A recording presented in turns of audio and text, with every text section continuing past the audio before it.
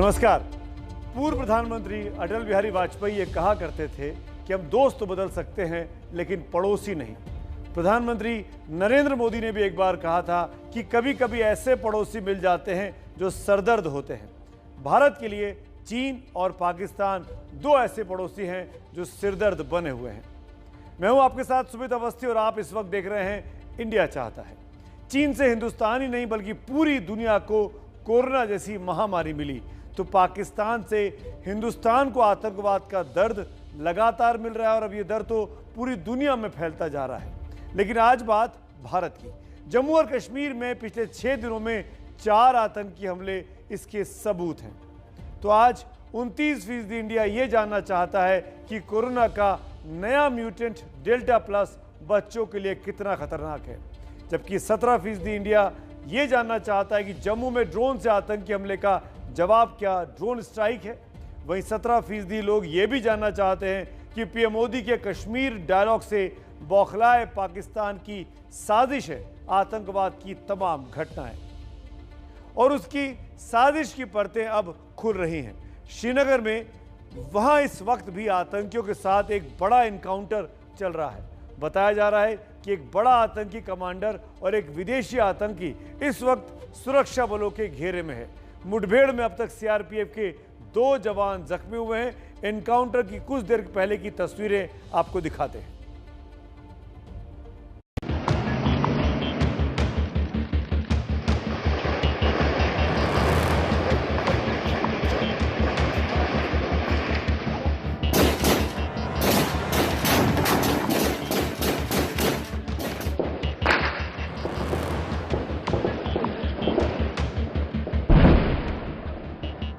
श्रीनगर के मलहूरा इलाके में कुछ इस तरह से सुरक्षा बलों ने घेरा डाला।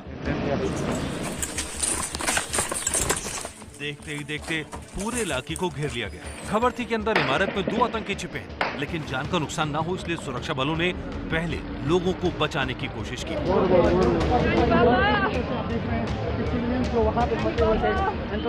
ये देखिए किस तरह इमारतों को खाली कराया गया, लोगों को सुरक्षित जगहों पर भेजा गया। लेकिन आतंकियों को यह मंजूर नहीं था। वो लोगों को ही ढाल बनाना चाहते थे, इसलिए आतंकियों की तरफ से फायरिंग भी की गई।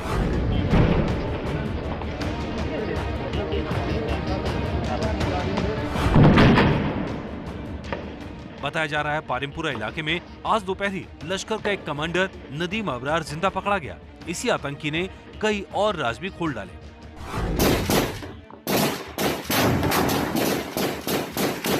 पता चला कि रिहायशी इलाके में 2 आतंकी छिपे हुए हैं, जिसमें एक विदेशी आतंकी और एक आतंकियों का बड़ा कमांडर भी है।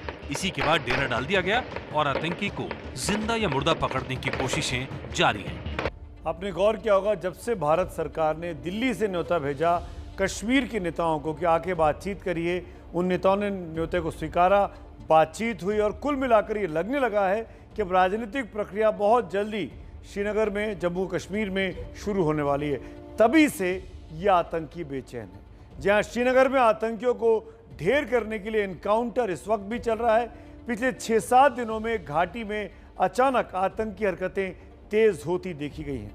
आप देखिए तो पिछले 6 दिन में ही आतंकवादियों ने 4 आतंकी हमलों को अंजाम दिया है। नौगाम से लेकर पुलवामा तक सारी आतंकी घटनाएं उस दौर में हुई हैं जब नया कश्मीर बनाने के लिए प्रधानमंत्री मोदी जम्मू और कश्मीर के नेताओं के साथ बात कर रहे थे। कश्मीर के लिए नया रोड मैप तैयार किया जा रहा है। कश्मीर और कश्मीरियों को शांति और विकास के रास्ते पर लाने की कोशिश में हर तरफ की ताकतें इस वक्त लगी हैं। वहीं पर आतंकी बेचैन हैं। जम्मू और कश्मीर में आतंकवाद का खतरा इतना बड़ा है कि 24 घंटे के अंदर पुलवामा में आतंकवादियों ने एक कायराना हरकत की। आतंकियों ने न सिर्फ पूर्व एसपीओ की हत्या कर दी, बल्कि उनकी पत्नी और बेटी को भी बेरहमी से भून डाला। इस घटना पर पूरा देश गमगीन है, पलकें भीगी हैं और सबकी एक ही मांग है कि मरहूम को इसमें इंसाफ मिलना चाहिए।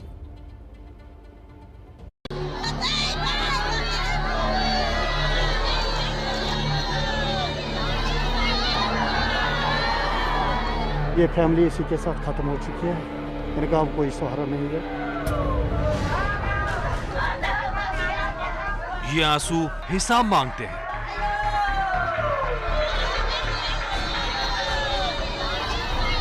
फैमिली में कोई भी इनका कर्म करने वाला नहीं है। अपने हिस्से का तेजाब मांगते हैं।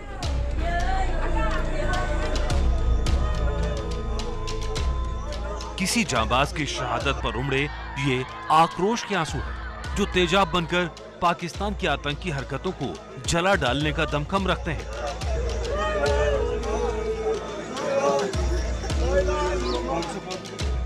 ये अर्थी भारत माता की उस लाल की उठी है जिसने अपने खून से हिंदुस्तान के हिफाजत वाली तकरीर लिख दी।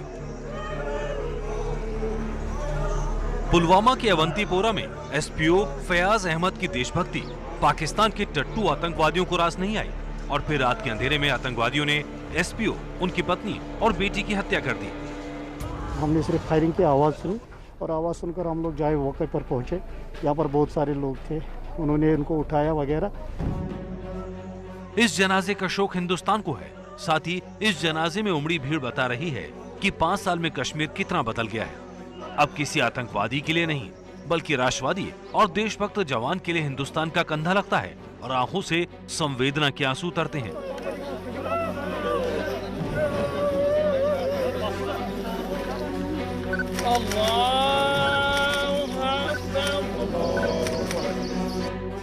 ये देशभक्त का परिवार है जहां पिता कश्मीर की हिफाजत में लगे थे तो बेटा लियाकत राष्ट्रीय राइफल्स में सरहद पर हिंदुस्तान की हिफाजत करता है। सिर्फ फयाज अहमद का परिवार ही नहीं समूचा देश आज उनके शोक में शामिल है। जम्मू कश्मीर में पाकिस्तान समर्थक आतंकी लगातार कोशिश कर रहे हैं कि खौफ का माहौल पैदा किया जाए ताकि लोग चुनावों से दूर रहें, ताकि कश्मीर में शांति ना लौट पाए। पाकिस्तान की शह पर आतंकवादियों ने ये कायराना हरकत की है। सुरक्षा बल अब आतंकियों की तलाश कर रहे हैं। सामने ये भी आ रहा है कि हमले में शामिल 2 आतंकियों में से एक विदेशी था। हम लोग को बहुत दुख है और बहुत जल्दी इसको आइडेंटिफाई करके इसको न्यूट्रलाइज करेंगे। तो कुछ जानकारी मिली किस आउटफिट से है? ऑब्वियसली इस एरिया में जो मूवमेंट जैश मोहम्मद का है, इस लोकल एरिया में ये जैश का ही होगा। पाकिस्तान हाय हाय, पाकिस्तान हाय हाय, पाकिस्तान हाय हाय, पाकिस्तान। इस वारदात से कश्मीरी नहीं जम्मू में भी काफी गुस्सा है। यही वजह है कि लोगों ने पाकिस्तान का झंडा जलाकर विरोध जताया।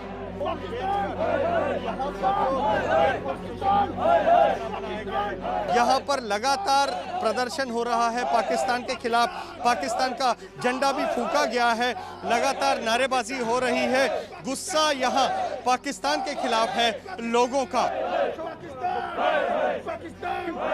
कि ये बातें बर्दाश्त नहीं हो रही और वो जो अंदर लोग बैठे हुए हैं, वो जो लोग पाकिस्तान के विषय के अंदर बात करना चाहते हैं, पहले उनको पकड़ करके तिहाड़ जेल बंद करो और फिर पाकिस्तान पर हमला करो। कश्मीर के लिए बदलाव का दौर है क्योंकि अवंतीपोरा आतंक पीड़ित इलाकों में शामिल रहा है।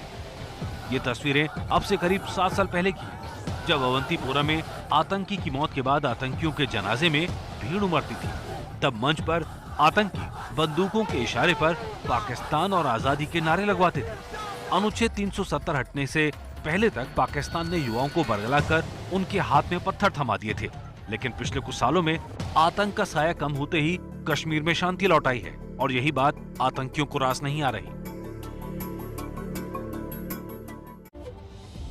किस हद तक बौखलाए आतंकी, उसकी एक और तस्वीर अब आपको बताते हैं। आतंकवादियों ने अब जम्मू और कश्मीर में आतंकी हमला करने के लिए एक नया हथियार इस्तेमाल करना शुरू किया है और वो है ड्रोन।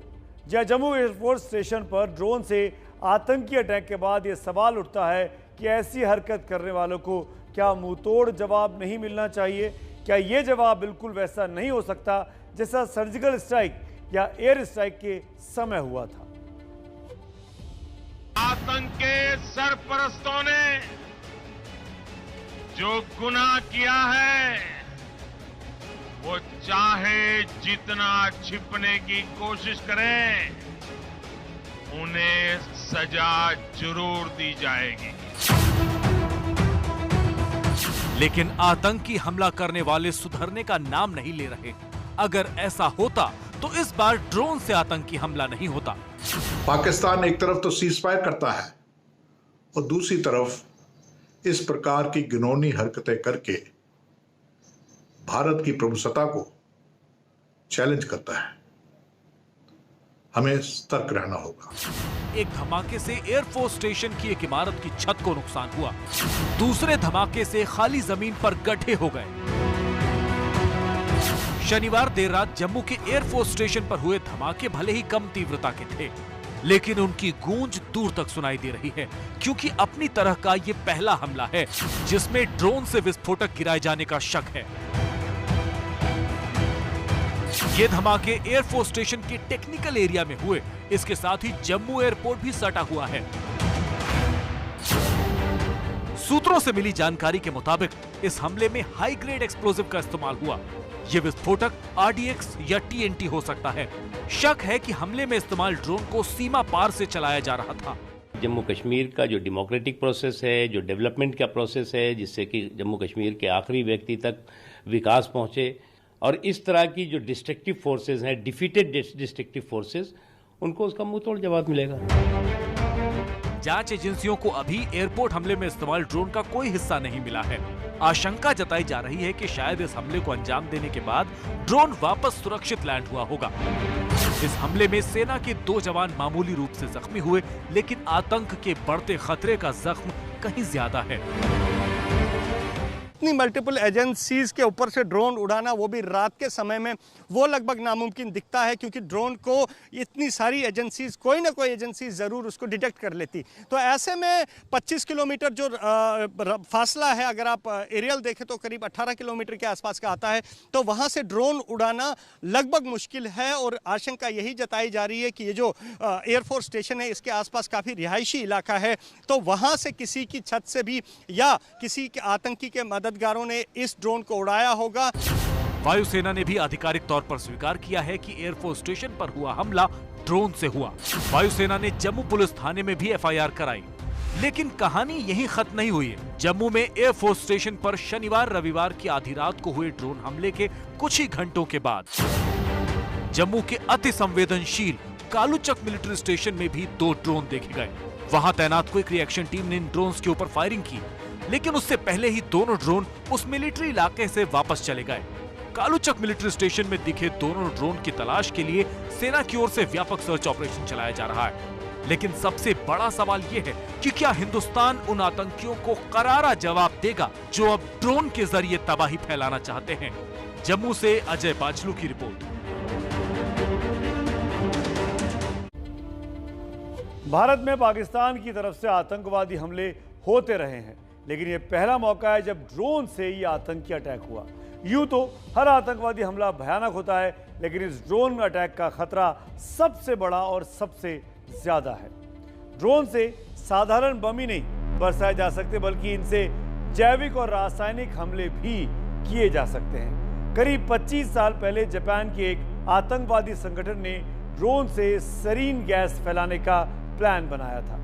ड्रोन के साथ खासियत यह है कि यह कम ऊंचाई पर उड़ान भर सकता है और ये रडार की पकड़ में नहीं आता, इसीलिए इसके जरिए कोई भी हमला करना आसान हो जाता है। ड्रोन हमले में किसी आतंकवादी की जान पर भी खतरा होता नहीं कि न ही उनके पकड़े जाने का कोई खतरा होता है, और दूसरे किस्म के आतंकी हमलों की तुलना में ये बेहद सस्ता भी पड़ता है। ड्रोन का इस्तेमाल मानवता की हिफाजत के लिए हो सकता है।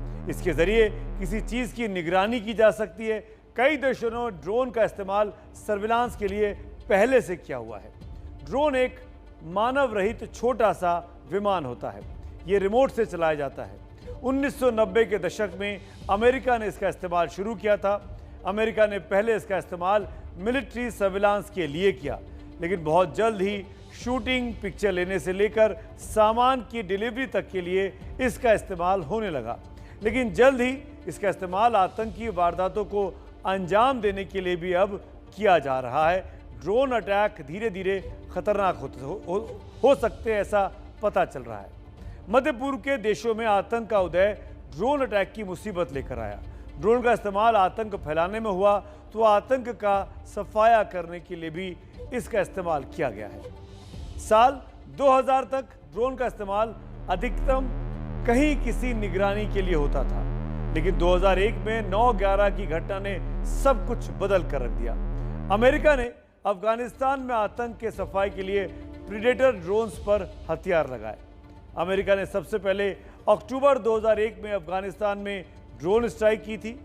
बाद में अमेरिका ने Iraq, Pakistan, Yemen, Libya, Syria पर भी ड्रोन अटैक किए हैं। दूसरी तरफ इराक के आतंकवादी संगठन आईसिस यानी ISIS ने भी छोटे ड्रोन का इस्तेमाल हमलों के लिए किया है।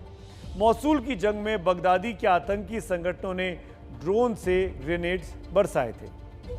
अब भारत में ड्रोन से आतंकी हमले दुश्मनों का इलाज मांग रहे हैं। वैसे भारत के साथ पाकिस्तान एक लड़ाई संयुक्त रूप से लड़ने जा रहा है, वो है टिड्डियों के सफाई की। उससे पाकिस्तान में भी बहुत भारी मात्रा में फसल बर्बाद होती है। अब देखिए कि पाकिस्तान को फसल जब दिखती है लेकिन आतंक नहीं दिखाई देता जो बेगुनाहों का खून बहाता है। जब टिड्डी पाकिस्तान की फसल बर्बाद करते हैं तो पाकिस्तान को भारत की मदद की दरकार होती है, लेकिन जब पाकिस्तान के पोषित आतंकवादी भारत में आकर हमला करते हैं तो पाकिस्तान आंखें मूंद लेता है। टिड्डियों का यह आतंक भारत भूला नहीं है।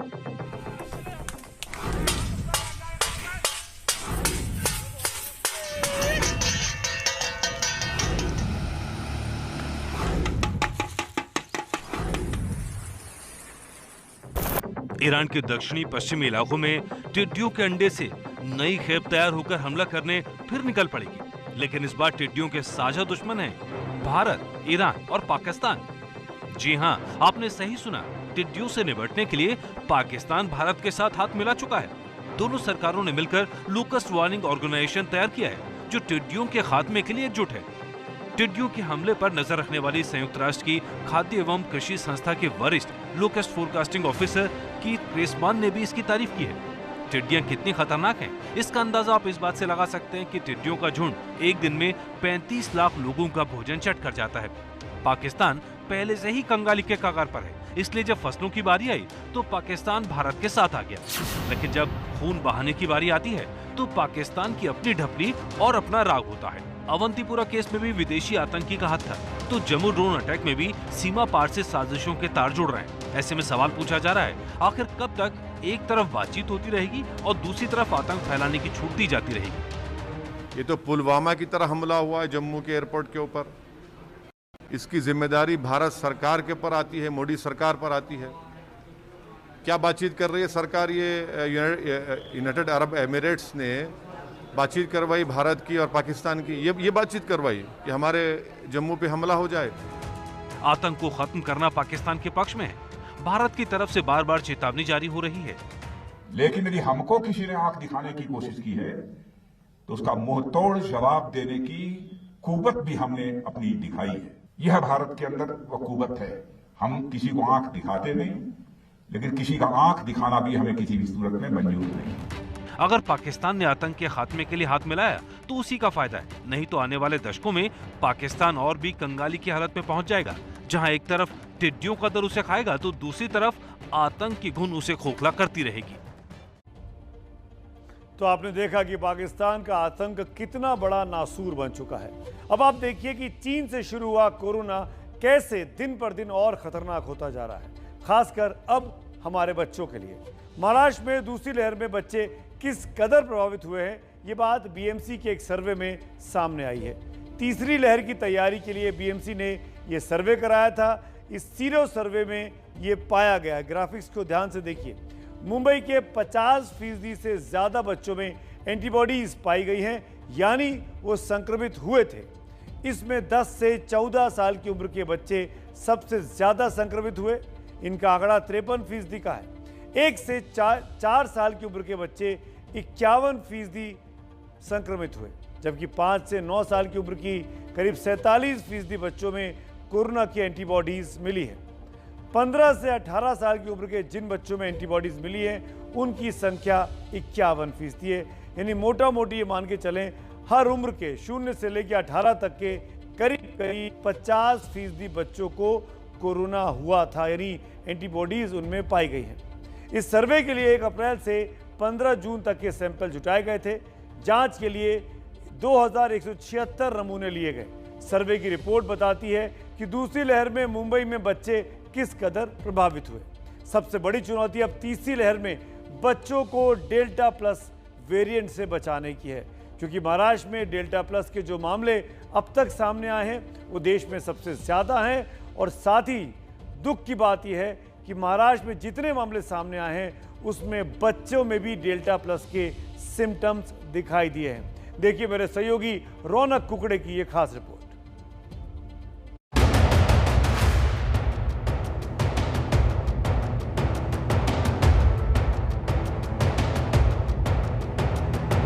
तो 74 जिले हमारे ऐसे हो चुके हैं जिनमें कि हमें वेरिएंट ऑफ कंसर्न प्रभावित रूप से मिला है। बढ़ने लगा है डेल्टा प्लस का कहर।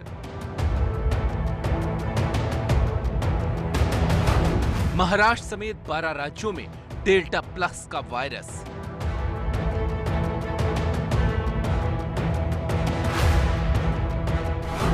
महाराष्ट्र में डेल्टा प्लस के सबसे ज्यादा 21 मरीज।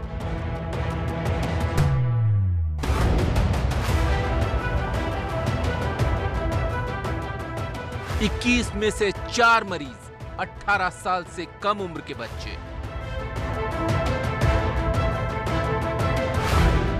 तो आप देखिए कि डेल्टा प्लस का खतरा हिंदुस्तान के भविष्य की तरफ बढ़ रहा है। दूसरी लहर में डेल्टा वेरिएंट ने मौत का तमाशा किया था और अब उससे भी खतरनाक डेल्टा प्लस का खतरा देश के सामने खड़ा है। उससे भी बड़ा खतरा यह है कि इस वायरस से नन्हे मुन्नों को बचाना बेहद जरूरी है। सिर पर नाच रहे इस खतरे को समझिए। ये उन्हीं लोगों में ज्यादा हो रहा है जो वैक्सीन नहीं लगवाए हैं, those who are unvaccinated, those who are young. Delta plus में ये खासियत है कि ये इम्यूनिटी को भी ओवरकम करता है, इसलिए ये चिंता का विषय है। महाराष्ट्र में डेल्टा प्लस के 21 मरीजों में सिर्फ एक शख्स ने वैक्सीन का पहला डोज लिया था, लेकिन गौर करने लायक बात यह है कि इनमें से 4 मरीज 18 साल की उम्र से कम हैं। महाराष्ट्र में डेल्टा प्लस वेरिएंट के 21 मामले आए। डाटा ये बताता है कि 21 लोगों में सिर्फ एक ही व्यक्ति ने पहला डोज का वैक्सीनेशन किया था, जिसके कारण ये सिद्ध हो रहा है कि अगर वैक्सीनेशन बड़े पैमाने पे होगा तो कोविड-19 का वायरस चाहे डेल्टा हो, डेल्टा प्लस हो, उससे लोगों को खतरा कम होगा। एक्सपर्ट मानते हैं कि अगर वैक्सीन लगी होगी तो डेल्टा प्लस का खतरा कम होगा, लेकिन देश में बच्चों के लिए वैक्सीन अभी तैयार नहीं हुई, ट्रायल चल रहे हैं। ऐसे में अगर डेल्टा प्लस तेजी से फैला तो खतरे की जद में 18 से कम वाले बच्चे होंगे।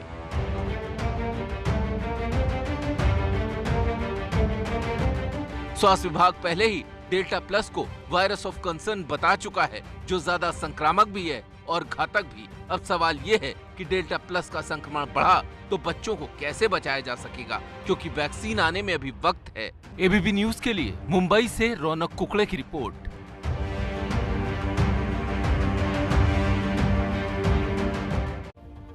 और जैसा कि हम इंडिया चाहता है बताते रहे कि बच्चों के लिए भारत में अभी वैक्सीन के ट्रायल चल रहे हैं, लेकिन हम बच्चों की वैक्सीन को ट्रायल के नाम पर लंबा नहीं टाल सकते हैं। देश में 18 साल की उम्र तक के बच्चों की उम्र, उनकी तादाद 51 करोड़ 48 लाख है। अगर सरकार चाहे तो विदेशों से वैक्सीन मंगवाकर 1 सितंबर से इसको लगवाना शुरू कर सकती है। ज़ायडस कैडिला ने भी कहा कि अगस्त तक उसकी वैक्सीन बच्चों के लिए आ सकती है। अगर रोजाना 50 लाख लोगों को वैक्सीन दी जाएगी तो 51.5 करोड़ बच्चों तक वैक्सीन पहुंचने में 103 दिन यानी करीब 3.5 महीने का वक्त लग सकता है। और अगर सितंबर से बच्चों की वैक्सीन शुरू होती है तो 15 दिसंबर तक सारे बच्चे जो 18 साल से कम उम्र के हैं उनको वैक्सीनेट किया जा सकता है। यानी ये ऐसा काम है जो आपके हाथ में है, आप चाहें तो कर सकते हैं। लेकिन अभी ये मुमकिन नहीं दिखाई देता, लेकिन अभी ट्रायल में लंबा वक्त लग सकता है। जैसा कि मैंने कहा कि जुलाई अगस्त तक ज़ायडस कैडिला की पहली वैक्सीन बच्चों के लिए आने की संभावना ही जताई जा रही है। तब तक अपने बच्चों की हिफाजत के लिए आपका भी सुरक्षित रहना बहुत ज़रूरी है बच्चों के साथ साथ। इसके लिए आप और आपके बच्चों को मास्क पहन कर रखना है, जो कि हम लगातार कहते आ रहे हैं। आप खुद मास्क पहनिए, दूसरों को मास्क पहनने के लिए प्रेरित कीजिए और एबीपी न्यूज़ की इस मुहिम #मास्कअप इंडिया को इसी तरीके से अपनी तस्वीरें भेजकर सफल बनाइए। हम ये मान के चलते हैं कि ये तस्वीरें सिर्फ तस्वीरें दिखाने के लिए नहीं भेजी जा रही, बल्कि आप असली कोरोना योद्धा हैं और आपने मास्क पहने रहने का प्रण किया है। और अब जब देश में अनलॉक हो रहा है, चीज़ें खुल रही हैं, इस वक्त में मास्क और ज़्यादा ज़रूरी है। तो फिलहाल वक्त हो रहा है एक ब्रेक का, लेकिन ब्रेक के बाद जब लौटेंगे तो आपको दिखाएंगे वो चीज़ जिसका आपको इंतज़ार है। बीजेपी इस बार 17 जिला पंचायत अध्यक्ष का चुनाव निर्विरोध जीतती हुई साफ दिख रही है। तो क्या इसका असर अगले विधानसभा चुनाव पर पड़ेगा? ये जानने के लिए आपको ये डेटाबेस रिसर्च जरूर देखना चाहिए। अब आपको इसकी इस तरीके से समझिए कि 2016 में यूपी के जिला पंचायत चुनावों में समाजवादी पार्टी की जमकर धूम थी। उस वक्त अखिलेश यादव की सरकार थी, लेकिन 2017 के विधानसभा चुनाव में अखिलेश की पार्टी धड़ाम से गिरी थी और जब उनको बहुमत मिल रहा था उस वक्त 2016 में तमाम पंचायतों में, वो 2017 में विधानसभा में नहीं दिखा था। बात करते हैं 2018 की। पश्चिम बंगाल में जिला परिषद अध्यक्षों का चुनाव हुआ। उसमें खूब धांधली, खूब तरह की गुंडागर्दी, दबंगई के आरोप लगे। आलम यह था कि सुप्रीम कोर्ट को उस वक्त दखल देना पड़ा था। वहां पर ममता दीदी की सरकार थी। टीएमसी को ज्यादा जिला परिषद अध्यक्ष चुनाव जीत गए थे। लेकिन उसके बाद 2019 के लोकसभा चुनाव हुए और लोकसभा चुनावों में बीजेपी ने पहली बार टीएमसी को धक्का पहुंचाया और वहां पर अपनी मौजूदगी पश्चिम बंगाल में जाहिर की। अब यूपी में इस बार जिला पंचायत अध्यक्ष के चुनाव चल रहे हैं। 3 जुलाई को नतीजे आ जाएंगे। अब अभी तक तो 17 जगह पर बीजेपी के लोग निर्विरोध चुन गए हैं, लेकिन सवाल ये कि क्या जिस जगह पर विरोधी पार्टियां नॉमिनेशन नहीं कर पा रही हैं, क्या ये बीजेपी की वाकई में बड़ी जीत है? क्योंकि 2021 में अभी बीजेपी की धूम है, क्या यही नतीजे 2022 में भी दिखाई देंगे? देखिए, लखनऊ से मेरे सहयोगी रणवीर और संजय त्रिपाठी की एक खास रिपोर्ट कि जिला पंचायत के चुनावों का विधानसभा चुनावों से कनेक्शन क्या है।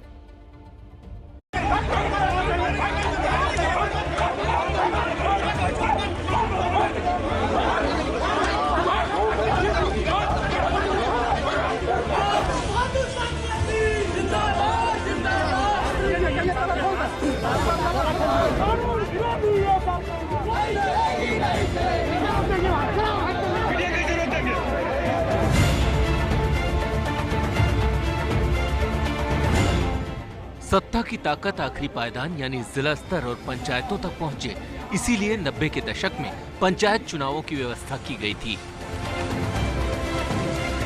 लेकिन किसे पता था कि इस आखिरी पायदान पर लोकतंत्र बाहुबल के आगे घुटने टेक देगा। गोरखपुर की इस तस्वीर में समाजवादी पार्टी के पूर्व जिला पंचायत अध्यक्ष पीटे जा रहे हैं और उन्हें गेट से बाहर निकाला जा रहा है।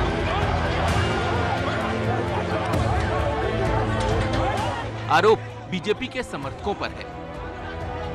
पुलिस चुपचाप तमाशा देख रही है।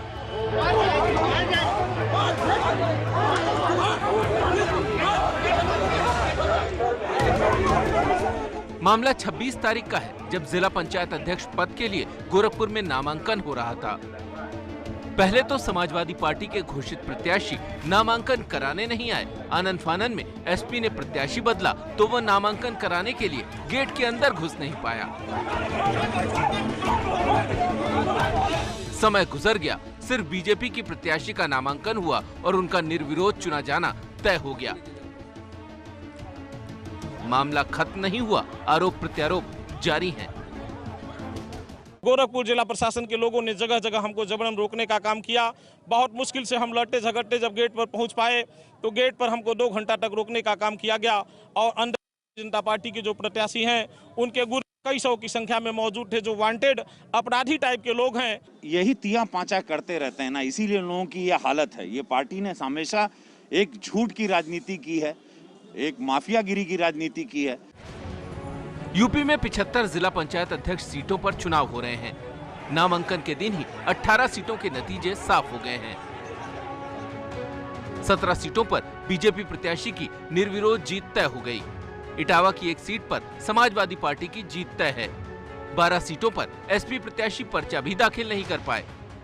4 सीटों पर प्रत्याशियों का नामांकन खारिज हो गया।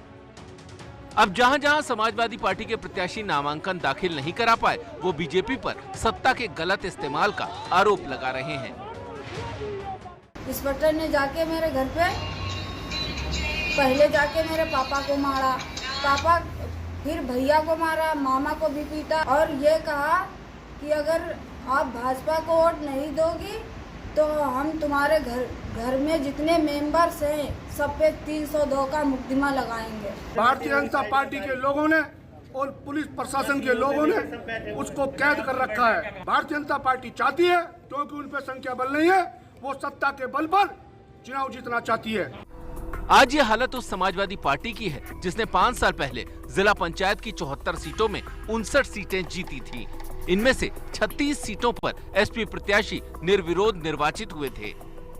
लेकिन साल भर के अंदर 2017 में विधानसभा चुनाव हुए तो समाजवादी पार्टी कहीं की नहीं रही। मायावती इसी गणित को भिड़ा रही हैं कि सूबे में सत्ता होगी तो जिला पंचायत ऐसे ही मुट्ठी में होगी। अब बीजेपी भी वही तौर तरीके व शैली आदि अपना रही है जो पूर्व में समाजवादी पार्टी भी अपनी सरकार के दौरान अपनाती रही है। इसलिए बीएसपी ने इस समय प्रदेश में हो रहे जिला पंचायत अध्यक्ष के चुनाव को नहीं लड़ने का फैसला लिया है। जिला पंचायत चुनाव किसी एक राज्य में नहीं बल्कि लगभग हर राज्य में ऐसे ही होते आए हैं।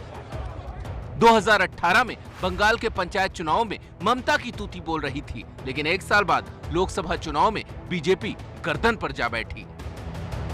तो साफ है कि पंचायत चुनावों के नतीजे जिले में खुशी नाखुशी दे सकते हैं, लेकिन असली डंका उसी का बजेगा जिसको विधानसभा चुनावों में जीत मिलेगी।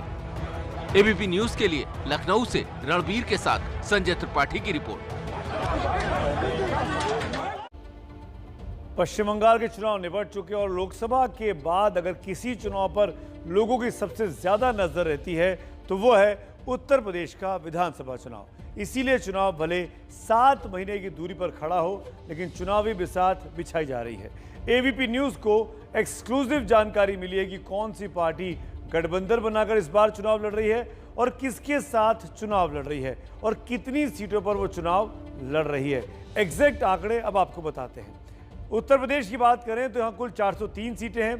बीजेपी जो कि सत्तारूढ़ पार्टी है, छोटी पार्टियों के साथ गठबंधन किया है, 375 सीटों पर बीजेपी चुनाव लड़ेगी ऐसा अनुमान है, जबकि निषाद पार्टी और अपना दल जैसे सहयोगियों के लिए वो 28 सीटें छोड़ सकती है। बीएसपी अकेले चुनाव लड़ने वाली, यानी सभी 403 सीटों पर बीएसपी अकेले चुनाव लड़ेगी। मायावती ने आज इसका ऐलान भी किया।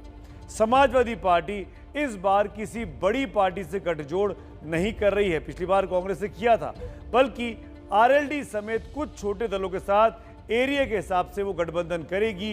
एबीपी न्यूज को जो जानकारी मिली है उसके मुताबिक सपा खुद 263 सीटों पर चुनाव लड़ सकती है, जबकि सहयोगियों के लिए वो 40 सीटें छोड़ सकती है।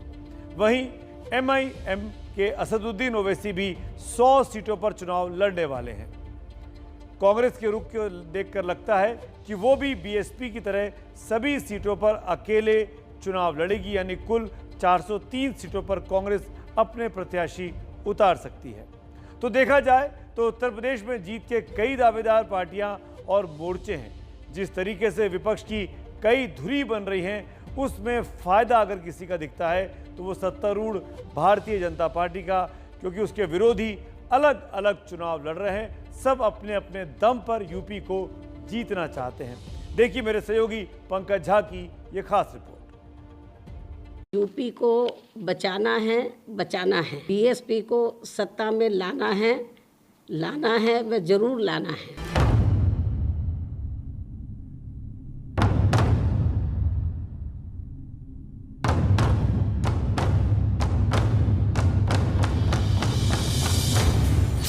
7 महीने पहले ही मायावती ने साफ कर दिया कि वो 2007 वाले फॉर्मूले पर ही 2022 का चुनाव लड़ेंगी। मायावती तब भी अकेले चुनाव में उतरी थी, इस बार भी अकेले जा रही हैं। फॉर्मूला वही है, दलित प्लस मुसलमान प्लस ब्राह्मण। सर्वजन को बचाना है, बीएसपी को सत्ता में लाना है व जरूर लाना है। यही समय व प्रदेश की आम जनता की मांग भी है। हालांकि 2007 वाले फॉर्मूले में थोड़ा बदलाव होने की खबर थी। मायावती की पार्टी हैदराबाद वाले ओवैसी के साथ मिलकर जय भीम जय मीम का समीकरण तैयार करना चाहती थी, लेकिन बात बनी नहीं। शायद दोनों पार्टियों के नेताओं की सीटों को लेकर महत्वाकांक्षाएं एक दूसरे से टकराने लगी। और हमारे पार्टी के यूपी के प्रेसिडेंट ने इस बात का ऐलान भी किया कि हम एमआईएम पार्टी आने वाले 2022 के असेंबली चुनाव में हम 100 असेंबली सीट पर इंतखाबात में हिस्सा लेंगे। ओवैसी ने बिहार चुनाव से ही एक फॉर्मूला बनाया है कि राज्य में जो अहम किरदार वाली पार्टियां नहीं हैं, उन छोटे छोटे दलों के साथ शामिल हो जाओ। बिहार में उपेंद्र कुशवाहा और मायावती की पार्टी थी, तो यूपी में ओवैसी ने राजभर वाले ओम प्रकाश राजभर से हाथ मिलाया। बीजेपी से खार खाए राजभर ओवैसी से गठबंधन में अपार संभावनाएं देख रहे हैं।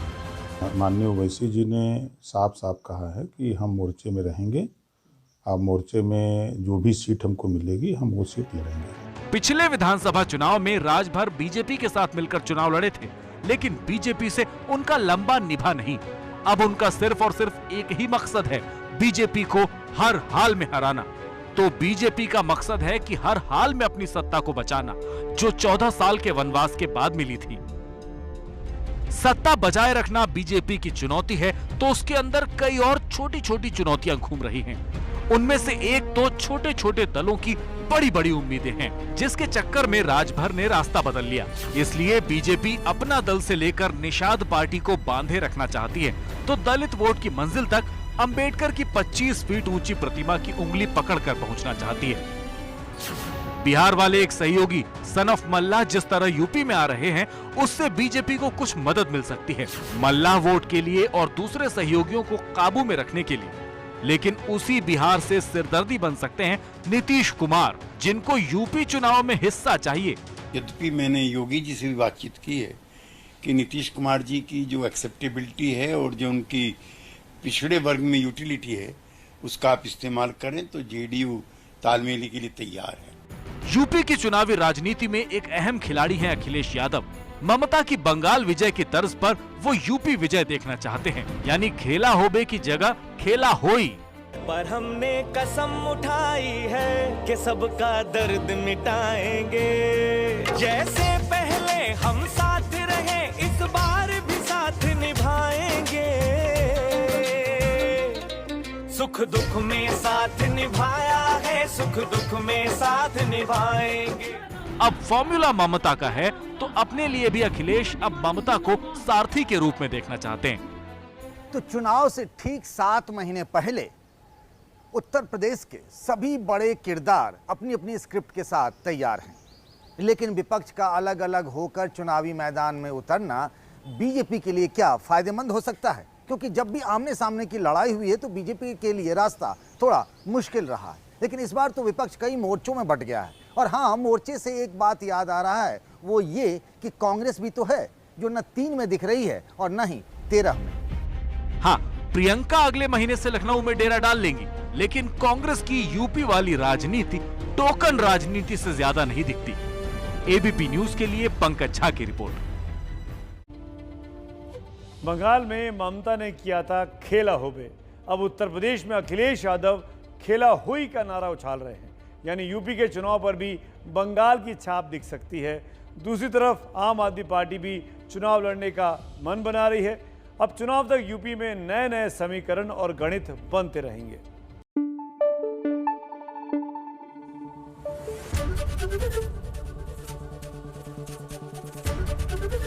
एबीपी न्यूज आपको रखे आगे।